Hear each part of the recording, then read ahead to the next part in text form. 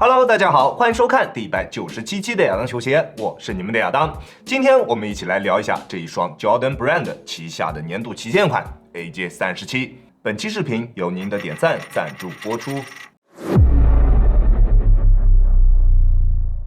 首先，我们还先来看一下这一双鞋的外观。在外观方面，你觉得这一双鞋可以打几分呢 ？AJ37 大家也都知道是致敬 AJ7 的，不过我手上并没有 AJ7， 没办法给大家看一下这两双鞋的外观对比，这里跟大家说一声抱歉。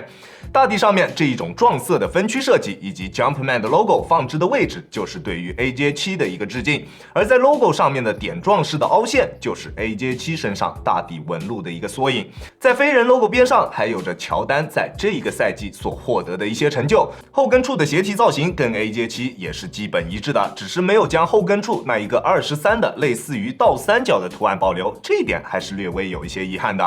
其他我是找不出两者之间还有什么相似之处了。如果你知道的话，可以在评论区给我和其他不知道的小伙伴们科普一下。并且这双鞋的大部分细节也基本上就是在它的大底上面，除了大底上面的细节之外，就只有后跟处以及鞋舌处的 Jumpman logo。鞋舌上面有一个比较 old school 的 Air Jordan 的 logo， 以及鞋头处一个 AJ37 的标志。作为一双年度旗舰款，在我看来细节还是略微会少了一些。而在实战方面，我们依旧还是先从大底开始说起。大底方面采用了一种人字纹与锯齿状纹路相结合的纹路，在抓地力方面的表现还是非常不错的。在干净的木地板上面实战，基本上可以做到想停就停的水平。不过在吸灰方面的表现就比较一般了，在有灰尘的场地上面实战，它的抓地力会有着比较明显的下降。需要不断用手去擦拭鞋底，才能保证脚底下有够用的抓地力。而对于耐磨比较在意的小伙伴们，这一次你们有福了。正儿八经的 AJ 正代在耐磨方面的表现非常优秀。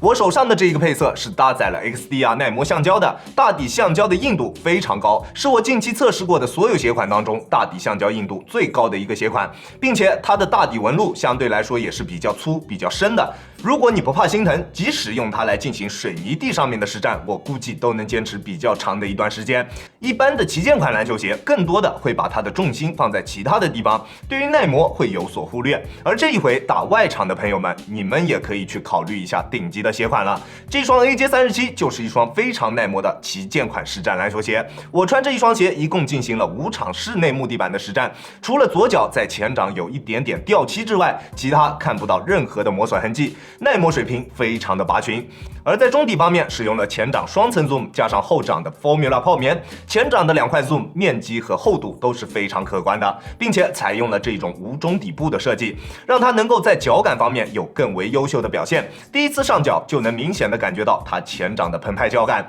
相对于上一代的36全掌 zoom 加上前掌双层 zoom， 这一次所搭载的前掌双层 zoom 在反馈的力度方面更为强烈，在突破的时候能够提供给你更强的力反馈。对于喜欢直线突破或者是爆发突破的球员来说，可以算是顶级的体验。前掌 zoom 的气压非常高，在突破的过程中不会有明显的泄力感，但是在发力之后的那一下，你可以明显感觉到它前掌气垫所提供给你的力反馈，让你在突破的时候更加的迅猛，能够非常明显的提升你的运动表现，非常强。而后跟泡棉的表现还是跟卢卡1上面的没有明显区别，脚感并不明显，但是在吸震这一方面有着比较不错的表现，在单纯用脚后跟落地的时候，也能明显感觉到它会吸收掉一定的震感，虽然依旧会有一点点震脚的感觉，但是绝对是在一个可以接受的范围内的，大家完全可以放心。而对于节奏流或者是变向流打法的球员来说，它的中底和大底就没有那么适合你们了。在球鞋内侧的大底橡胶虽然做出了一点点的上翻，但是上翻的幅度对于经常做大幅度变向球员来说是有点偏小的，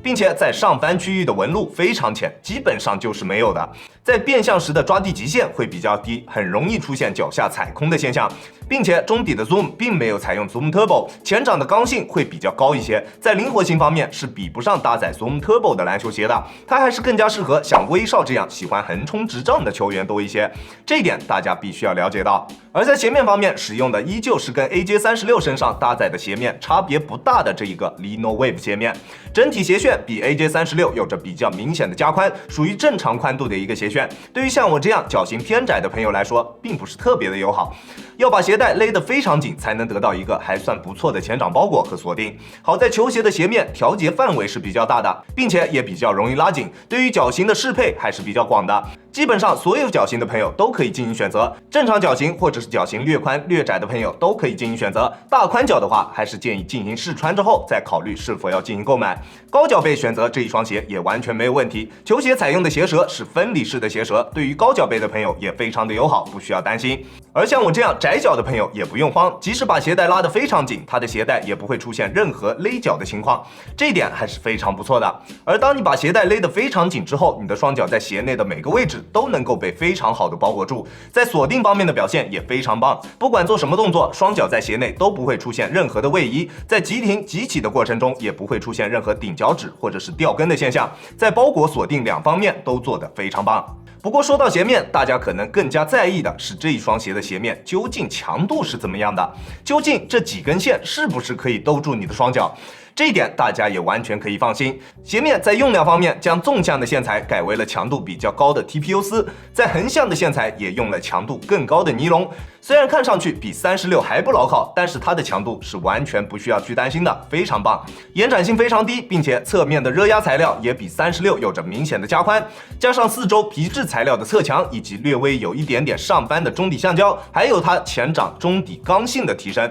让它在侧向支撑方面的表现是完全没有问题的。在我穿着这一双鞋实战的过程中，全程只出现过一次感觉到它前掌支撑不够的一个情况，只有一次，说明它在极限情况下还是会出现侧向支撑方面的不足，但是90%甚至是98%的一个情况下，绝对都是没有问题的，完全够用。而在脚踝处的支撑，它是明显有所欠缺的，脚踝处的鞋面都是比较软的，而后跟处也并没有做任何的加固措施，内部也没有高强度的钢宝加持，让它在后跟处的支撑表现并不理想。而在中底的大面积异形碳板可以提供给你比较不错的足弓支撑，并且能够让中底的整体刚性得到保证，而且因为有它的加入，也让中底的前后掌过渡更为自然，对于滚动感方面的加成还是非常明显的。而在稳定性方面的表现，它并不出色，中底整体的重心并不算低，甚至可以说是有一点偏高的，并且大底的面积也是偏窄的，在外侧虽然做出了一定的外扩，但是整体依旧还是有一些偏窄，而且大底是呈弧形的，防侧翻的极限角度也并不大，对于脚踝力量比较欠缺的朋友来说，简直就是一个噩梦。如果你对于自己的脚踝力量并不是很有自信，那这一双鞋我建议你还是慎选，但是如果你对于自己的脚踝力量是比较有信心的，那选择这一双鞋绝对没有问题。在重量方面，单支42.5码的 AJ37 重量是395克，在数值方面的表现其实是比较一般的，但是合理的重量布置以及比较优秀的鞋脚一体性，让你穿它在实战的过程中，它的体感重量还是比较轻质的，在重量方面的表现也绝对没有问题。这一双鞋亚当球鞋主观评级 A 级，这一双鞋对于喜欢直线突破、爆发突破的球员来说，绝对是一个实战利器。但是对于喜欢变向或者是偏地板流打法的球员来说，它可能并不是那么的适合你们。这一双鞋更像是一双顶配版的威少4代，或者是一双顶配版的 GT Run， 它们之间的感觉非常的相似，前掌都拥有着非常澎湃的脚感，对于运动表现的提升也非常的明显。